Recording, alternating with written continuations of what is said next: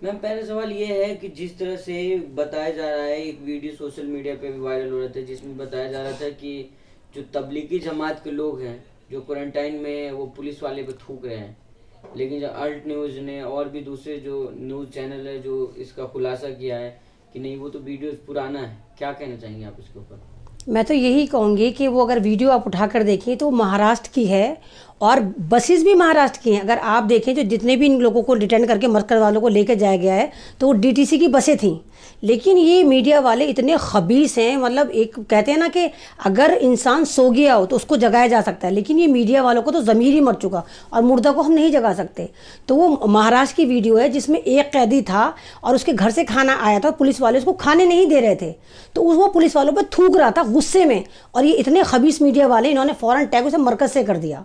तो वो तो अल्ट न्यूज़ ने बताया, बीबीसी लंदन ने बताया, खुलासा हो गया। लेकिन ये तो इतने नंगे हैं, कुछ थोड़ी बोलेंगे। तिहाड़ी फिर भी बकवास करता रहेगा, ये अंजना कश्यप भी बकवास करती रहेगी, वो रूबी का लियाकत जिसका ईमान फरोश पूरी की पूरी दल्ली औरत है वो भी भौंकती रहेगी मुसलमानों के खिलाफ। मैम तो जिस तरह से भारतीय मीडिया ने जो कोरोना वायरस है उसका भी धर्म खोज लिया है, उसका सेंटर जैसे पूरा दुनिया बता रही कि चाइना के वुहान में इसका सेंटर, लेकिन भारतीय मीडिया बता रही है कि निजामुद्दीन के मरकज में सेंटर है। क्या कहेंगे आप? भाई इन्होंने कुछ करा तो है नहीं कोरोना के लिए। मतलब ये देखिए, चाइना से ये डेवलप हुआ, चाइना में पला बड़ा, चाइना से आया।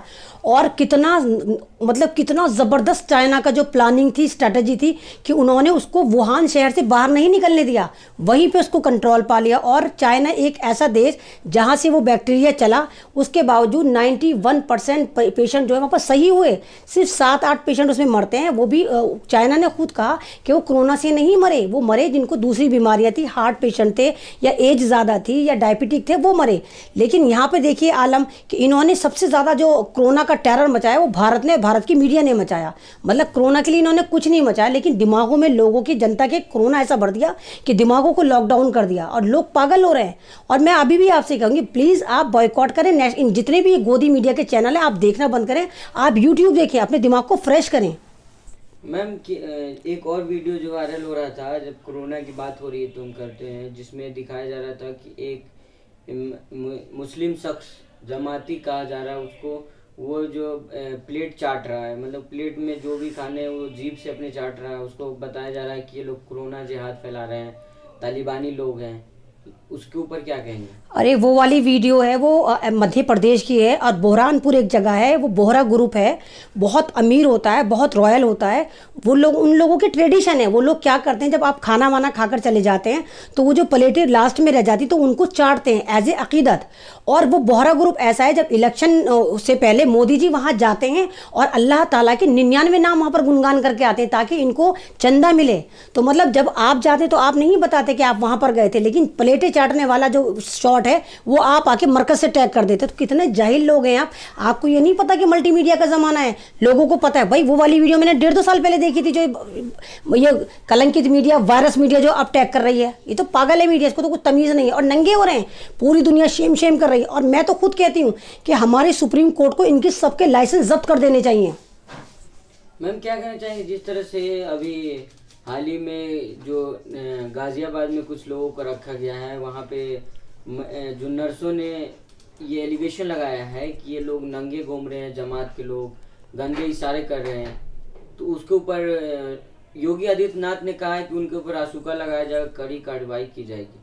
आप क्या कहेंगे उसको? तो आपके पास कोई वीडियो आई, आपने देखा? जब हर बात के लिए आप वीडियो निकालते हैं तो वीडियो शो करें ना।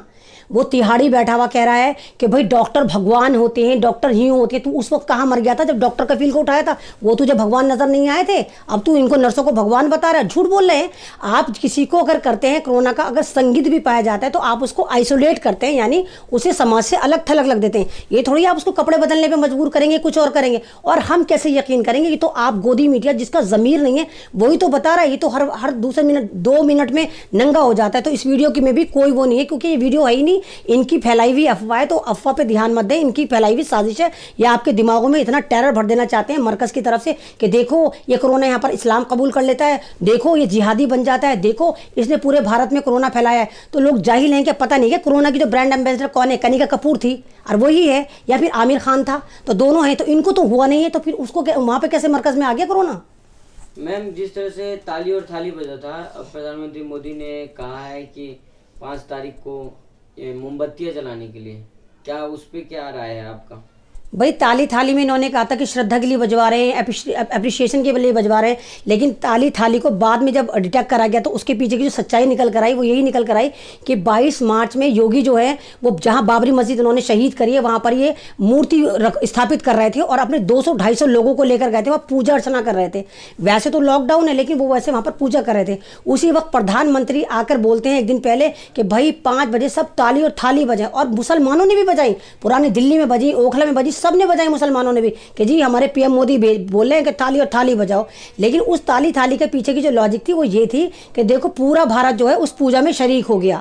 अब इन्होंने कहा कि मोमबत्ती जलाओ, तो भाई सोचो मोमबत्ती कब जलती है? मोमबत्ती जब जलती है जब हमारे यहाँ कोई मर जाता है, हम तभी तो मोमबत्ती जलाते हैं, या हमारे पास कोई दुख का संकट होता है।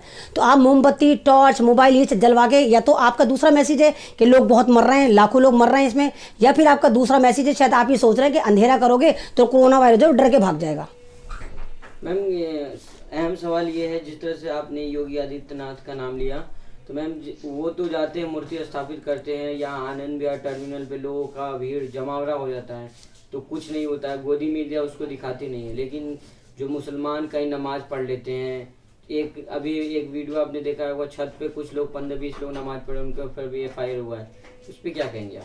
मैं तो वेरी फर्स्ट डे से कहते आ रही हूँ, कोरोना वायरस जो भारत में है वो सिर्फ मुसलमानों के लिए आया, दलितों के लिए आया, मजदूरों के लिए आया, गरीबों के लिए, और किसी के लिए नहीं आया। ये कहीं भी पूजा करते फिरे। अभी मैंने एक जगह देखा था कि कहीं पे ये लोग कुछ रथ यात्रा निकाल रहे थे और पुलिस ने आके इनको मना किया, तो उन्होंने पुलिस पर पथराव करा, वही गोदी मीडिया ने टैग कर दिया, देखो मुल्ला जो है पथराव कर रहे हैं।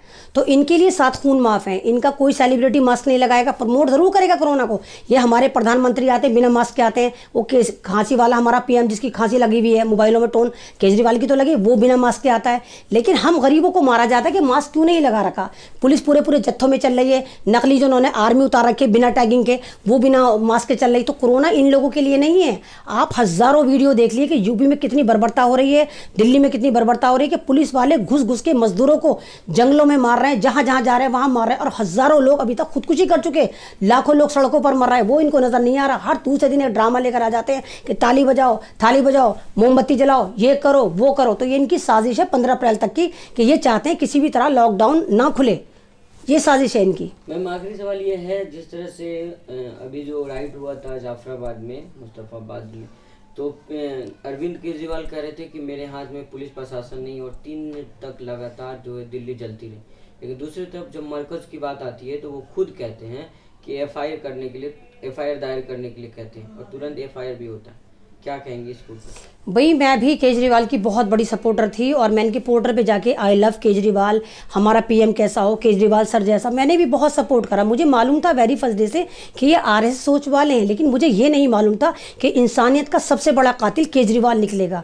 जब इन्होंने 15 दिन आए, इनको दिल्ली में आए हुए, तो इन्होंने पूरी प्लानिंग करी मोदी सरकार के साथ मिलकर, और पूरे 3 दिन, जैसे गुजरात में 3 दिन दिए थे, ऐसे दिल्ली में 3 दिन दे दिए। पेड दलाल यूपी से आए जिनको 40-40 हज़ार रुपये मिला था, बाकायदा तलवारें, त्रिशूल और डंडों में भी ब्लेड लगाकर लेकर आए। और केजरीवाल साहब आराम से टकलू शाह के साथ मुस्कुरा के बातें करते रहे और देखते रहे कितने मरे। पुलिस को खुली छूट थी, पुलिस सामने से गोली चला रही थी, तब केजरीवाल नहीं बोले। और क्या बोलते, हमें खेद भी नहीं है, ये भी नहीं बोला, बस ये कहा पुलिस हमारे हाथ में नहीं है, हम कुछ नहीं कर सकते। कपिल मिश्रा पे कोई FIR नहीं, रागनी पे कोई FIR नहीं, जिन्होंने कहा देश के गद्दारों को गोली मारो, सालों को यानी मुसलमानों को मारो, उन पर कोई FIR नहीं। और दिल्ली में 5000 मकान जला दिए गए, लूट लिए गए, सामान लूट लिए गए, हजारों की तादाद में मुसलमान मर गया। तब केजरीवाल ख्वाबे खरगोश में सो रहे थे, अफीम की गोलियां खाकर पता नहीं कहां घुसे हुए थे। लेकिन जैसे ही इन्होंने वायरस को पकड़ के मुसलमान करा, तो फौरन केजरीवाल के हाथ में पुलिस भी आ जाती है, फौज भी आ जाती है, हुकूमत भी आ जाती है, और ये कहते हैं कि नहीं मौलाना साहब पे 24 घंटे में FIR होगी। और मैं जहां तक मैं सुन रही हूँ, मेरे पास ये इन्फॉर्मेशन आई कि मौलाना साहब को गिरफ्तार करके आइसोलेट भी करा जा चुका है।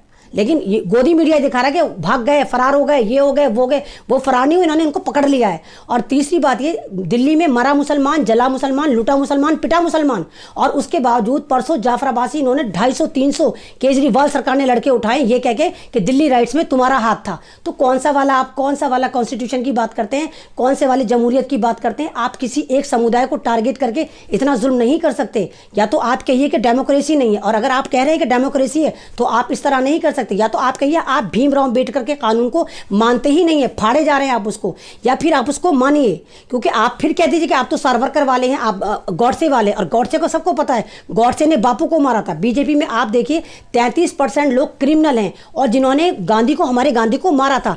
साध्वी प्रज्ञा खुद कहती है मैं गांधी को मानने वाली नहीं हूँ, गॉडसे को मानने वाली हूँ। वो रागनी खुद कहती है मैं तो गॉडसे की पुजारन हूँ, मैं तो गॉडसे को भगवान मानती हूँ। तो ये तो खुल्लम खुल्ला आतंकवादी हैं, और देश का, पूरे भारत का जो सबसे पहला आतंकवादी घोषित हुआ था, आपको भी पता होगा, गॉडसे को माना जाता है, और ये गॉडसे के पुजारी हैं। तो कौन से वाले डेमोक्रेसी की बात करते हैं, ये ब्राह्मण राष्ट्र की बात क्यों नहीं करते? ये कौन से हिंदू राष्ट्र की बात करते हैं? कहते हैं हिंदू राष्ट्र बनाएंगे, हिंदू राष्ट्र बनाएंगे। अरे कौन सा हिंदू राष्ट्र बनाएंगे आप? भारत का प्रधानमंत्री हिंदू, प्रेसिडेंट हिंदू, फौज में हिंदू, आर्मी में हिंदू, सीएम हिंदू, पीएम हिंदू, तो कौन सा वाला हिंदू राष्ट्र चाहिए आपको? हम है कहाँ पर? मुसलमान तो 2% भी नहीं है कहीं से कहीं तक भी। और एक सच्चर कमेटी की अगर आप रिपोर्ट उठाकर देखें तो मुसलमानों की भारत में कंडीशन जो है वो दलितों से भी ज़्यादा खराब है। लेकिन मुसलमान अवेयर क्यों है कि मुसलमानों में एजुकेशन दलितों से बहुत ज़्यादा है। 70% मुसलमान जो है दलितों से ज़्यादा अवेयर हैं, ज़्यादा पढ़े लिखे। इसलिए हम थोड़े बहुत एजुकेशन लेके, हमें थोड़ी बहुत, हमारा जो ये 250 ग्राम की बुद्धि है काम करती है। बहुत शुक्रिया।